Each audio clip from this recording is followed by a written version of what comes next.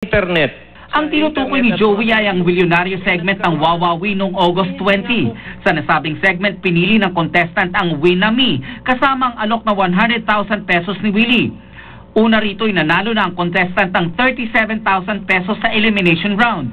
Tila tama naman ang pasya ng contestant dahil zero ang laman ng puting wheel na kanyang pinili. Dahil tapos ng pumili ang contestant, ipinakita na kung nasaan ang 2 million pesos jackpot. Ang sabi ni Willie, nasa wheel na kulay violet. Ilang beses pa niya itong sinabi.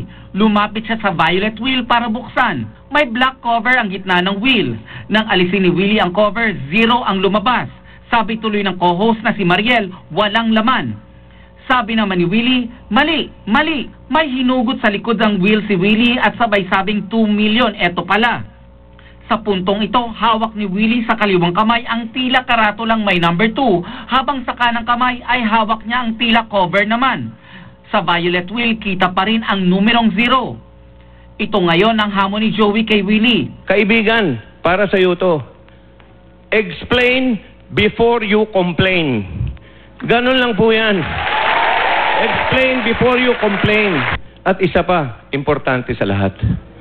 Pag-aralan mong umiyak ng may luha. Yung mga taga-senado nga pala, binabati ko, nanonood. Alam nyo, inuunan nyo yung Hello Garci. Bakit hindi nyo muna unahin tong Hello Papi? Joke lang, joke! Joke lang yan, joke! Nag-react naman si Willie. Hindi pa raw tapos ang isyong ito. Hindi niya raw kailangan ng Senado dahil nasa panig niya ang taong bayan. Ilang senador na rin ang nagpahayag ng intensyon na siyasatin ang pangyayari. Sabi naman ng Department of Justice, kailangan munang may magreklamo sa NBI at saka pa lang sila mangangalap ng ebidensya at mag-iimbestiga. Ang DTI nagsabing hindi nila ito sakop, habang ang MTRCB pag-aaralan daw ang issue pero kailangan may complainant. Prices or games, if you have, it is coming from a product that you have to buy a product or a purchase.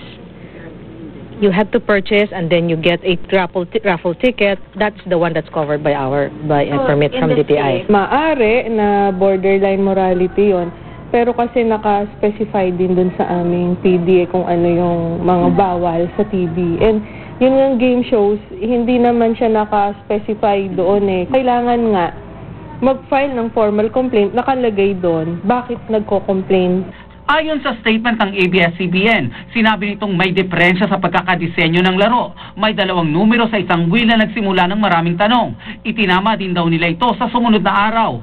At wala raw silang intensyong imanipula ang resulta. Okay. Sa tono ni Joey De Leon, tila hindi pa tapos ang banggaan. Salamat po. Salamat. Bukas, meron pa.